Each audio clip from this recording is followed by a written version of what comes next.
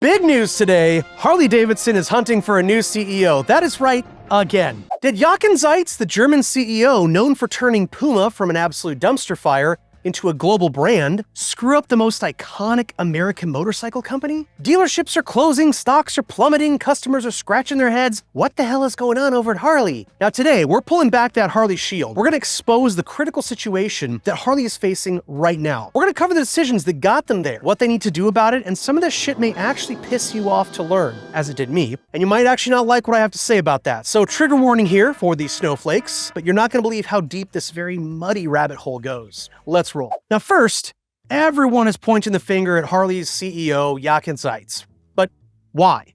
Did Yakan, the German executive who famously rescued the shoe company Puma from oblivion, just tank America's most legendary motorcycle brand? Now, after being on the board since 2007, the chairman of the board since 2020, CEO since 2020, is it time for him to just get the out of the American company? Now, despite announcing his stepping down as a CEO, let's not forget, as of today, he's still the CEO and still chairman of the board of directors. And he's given the public zero indication as to his removal from the company as of the recording of the video. He still has a very influential position in the company, and he may continue to have that same influence while maybe just attempting to step out of the limelight, but I'll get to that shortly. So, where is Harley-Davidson today? We're talking dealership closures, plummeting revenue, plummeting profits, woke initiatives, such as the DEI and Social Responsibility Initiative, CEO Action and Diversity Inclusion. Sites signed the pledge, along with 2,500 other CEOs committed to advancing DEI in the workplace. Also under his leadership, they sponsored pride events, hosted LGBTQ entrepreneur boot camps, employee training. The company provided training sessions aimed at fostering allyship towards LGBTQ colleagues, supplier diversity goals. They set objectives to increase procurement from women and minority-owned businesses, participation in HRC's Corporate Equality Index. That means the company engaged with the Human Rights Campaign's benchmarking tool, achieving a 90% score for LGBTQ workplace inclusion. Backslash, policy revisions, all kinds of BS starts happening. These initiatives led to a lot of criticism from some stakeholders who felt the company was straying from its very traditional image. Now, in response to that backlash, Harley-Davidson announced in August of 2024 that it had disbanded its DEI department as of April 2024. Basically, the end of 2024, Harley announced that they were quitting all of those programs. Let's get back to this shit show. On top of that, 10 years of declining stock prices. They've discontinued many of their mainstay models. And customers are out there just going, dude, what the hell happened to Harley? So that's pretty much where Harley is today. So, what the fuck is going on here? Did it really take 10 years of Harley's vitals signaling to its leadership something was wrong for them to actually react and do something? Let's dig in, guys. In order to understand fully why Harley is in the condition it's in today, let's rewind a little bit to cover the story of why Harley brought Yakan in to begin with, because he's kind of in the middle of all this fracas. Now, back in 2007, Yakan was brought in as a board member. Why?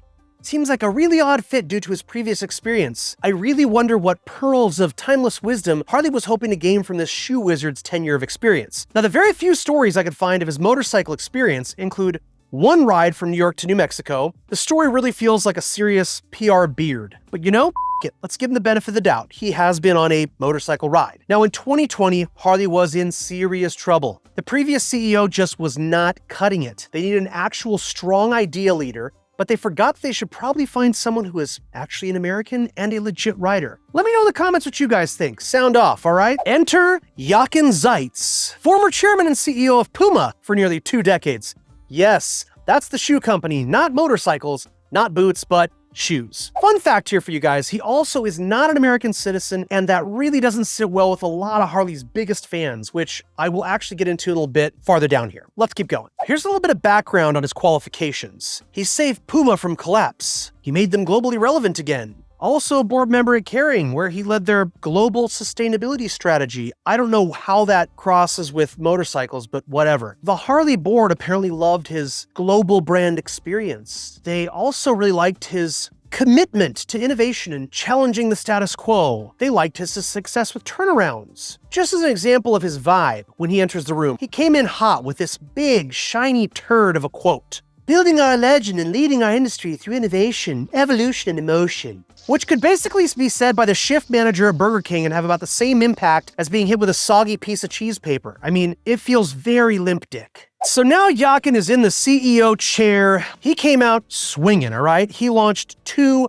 very big initiatives. First was the Rewire plan, second was the Hardwire plan. Now, the Rewire plan was to reassess core strengths. It was to focus on profitable markets, reset product launches to align more with the riding seasons. It was also intended to streamline operations. Here's what it actually did. He fired about 700 people, which led to a massive internal morale drop, and public perception took a serious hit. Riders were actually upset to see certain models like the Street 500 and 750 discontinued, which many were relying on as an affordable entry point. Consumers were actually noticing fewer styles, fewer price points. And none of those price points were reasonably affordable, especially in this freaking economy. Now, next up came his grand Hardwire plan. And Hardwire means there's no shutoff switch, by the way. So when you hardwire something, it's just power source to start. He wanted to strengthen the core models, the Touring, the large cruiser, and the trike. Wanted to build Harley into a premium lifestyle brand. Use the RevMax platform to enter new segments like adventure touring and sport. This was also to emphasize customer focus. Also, Hardwire intended to invest in electric motorcycles and sustainability. So first off, strengthening all those big touring bikes and trikes, that leaves the new and young riders in the lurch with zero freaking options to ride American Iron. They're outpriced, outsized. There's nothing for a youngster to throw a leg over. They felt absolutely ignored like that box of fuzzy strawberries in the back of your fridge. Next up is turning Harley into a premium lifestyle brand. I have the best. Bro, not the move when eggs are $15 a dozen. This brand was not started on a premium concept and premium price tag. Turning into that now when money is stretched thin seems like a dog idea. Like, hello, how about some awareness of the economy? Now, Harley's kept many designs alive and relevant way past their due date, but that's because the heritage and identity of the brand was drawn from those designs. Next up, adventure touring and sport. Bro, have you ever met a Harley rider ever? These people really don't give a about your ADV stuff. If you ever met an adventure rider, that crew is a very different breed of riders from your typical Harley enthusiast. Next up, my personal favorite, EV motorcycles. Has this dude done anything but invest in Tesla stock and sell tennis shoes? Harley riders and EV bikes go together like the sweet flavor of dryer lint and old Chinese food. Good blend, yeah. Now, speaking of EVs and other homo things, if you want to see more of my gorgeous face and my absolutely correct takes on stuff that actually matters, hit that like or subscribe button. Actually, that, just do subscribe for today. You know what? I changed my mind. For 1,000 likes, I'll spray paint a penis on a Mazda Miata. How about that? And you know, the little thumbs up button, that's gonna tell me if you guys are actually enjoying the video. It's not just for the penis on a Miata thing, all right? Helps me determine what to film next for y'all. Now let's get back to this EV bull mess.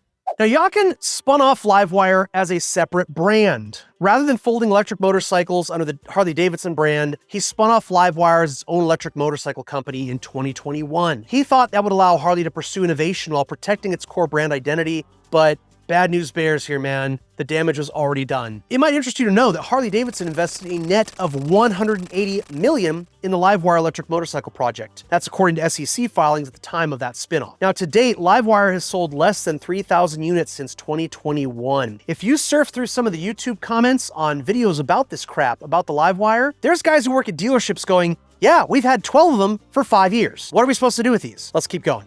Now, consumers out there believe LiveWire was just not Harley enough. The separate branding confused longtime Harley fans, and it really diluted the brand clarity. They turned the whole concept of the brand into a muddy soup of blah. Has Yakan ever met a single Harley rider? Everything he's doing is telling all the Harley riders out there that this isn't their brand anymore. Know your crowd, man. Older riders didn't connect with the LiveWire's futuristic styling or the price tag. It looks gay, and at $23,000 before taxes, hard pass. Now, the younger, the tech-savvy riders, they were of the opinion that it lacked soul. It didn't resonate with Harley's heritage. Now, even the younger crowd thought it was weird. And for this loud and proud Americana company to pump out this weird thing felt very disingenuous. Projection for what he wanted to do. Was it ambitious? Abso-freaking-lutely. But effective? That's where the gets muddy. Now, what were the results of all this stuff? The customers were confused.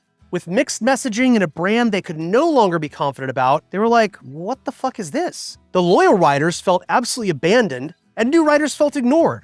So who exactly is Harley marketing to now? Also, the stock dropped. Money was absolutely lost on the whole LiveWire boondoggle. Dealerships were closing across the US, including the one right here in Fullerton that's about 15 minutes away from my shop. Now, Harley lost a massive amount of brand prestige with its current customer base and with any new customers. And now Harley is on the hunt for a new CEO. Again. Listen, man, I'm all for a foreigner coming to America to make good. I think Arnold Schwarzenegger is a great example of someone who came to the States. He got his citizenship in September of '83, and then he had a meteoric rise to fame, first in bodybuilding, then in the movie industry, and eventually taking a seat as the gummy bear of the governor of California. But he did it. He didn't try to take something as Americana as Coca-Cola or Surf City and try and reinvent it. Yakan just slid in and brought his European DEI and EV values and ideas. And he took a massive crap on every blue-collar, hard-working American who had a bar and shield tattoo on their arm. Now, Arnold, he left behind those European ideals. Dylan, you son of a bitch.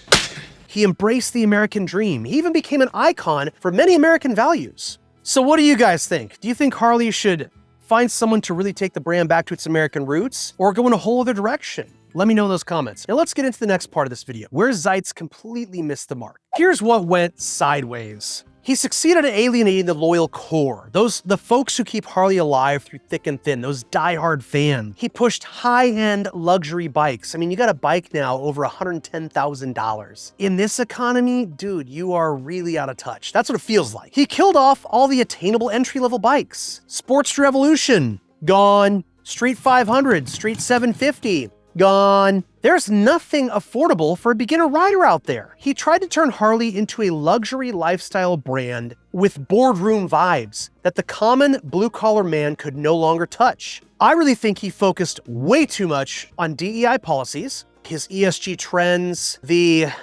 sustainability goals, guys. Harley's identity, to me, is loud, it's powerful, it's absolutely nostalgic, it's reasonably affordable, it's also rebellious. And oh, let's not forget, it's freedom. I think Harley is undeniably American. Harley is part of the American story. Instead, all the good things you want about Harley, they got corporate catchphrases and just polished mission statements. Yakan was building bikes for shareholders, not for the garage builders, the road trippers, or the new riders. Here's why Harley's board is looking for a new CEO. All the promises made, they just didn't pan out. Revenue is down. Dealerships are closing. That's kind of important when your business is selling bikes. Stock is absolutely bleeding the out. Core riders are feeling like they've been absolutely ghosted. It's all over the internet. You try and look up anything about Harley conversation right now, it's all about, wow, Harley's up. The brand just no longer feels like they're Harley. Because when you try to make something for everyone, you make nothing for anyone. We will probably never know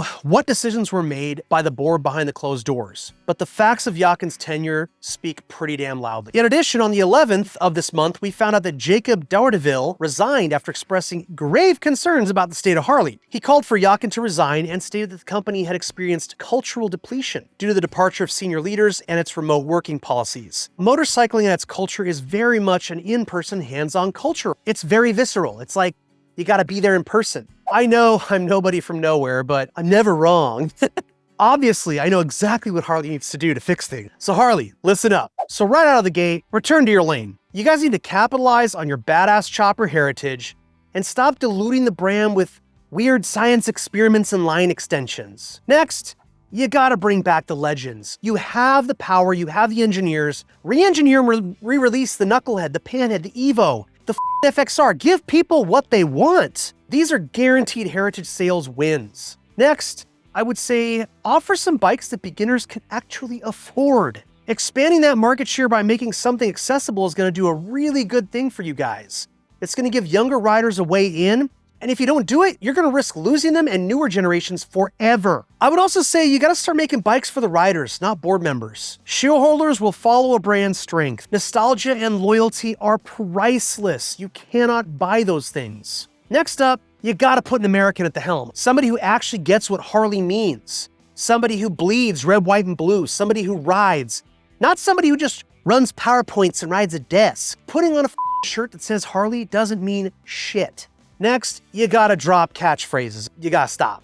No more innovation, evolution, and emotion. Just build fucking badass machines that work, man. That's your only job. Harley should mean freedom, not a lifetime loan with endless repairs. If you think I left anything out, which I probably freaking did because I've got a million freaking things to do, absolutely drop in the comments. If you think I missed anything or left out any piece of Yakan's history, or if you attended his bris or something, let me know. That's really cool. While Harley's been tripping over its own shoelaces, other brands have been thriving. You got Royal Enfield, you've got Triumph, you've got Honda, BMW, even Indian. Now these companies, what they're doing is making very big strategic moves, gaining the faith of new and old riders. They're putting people on the road on their bikes.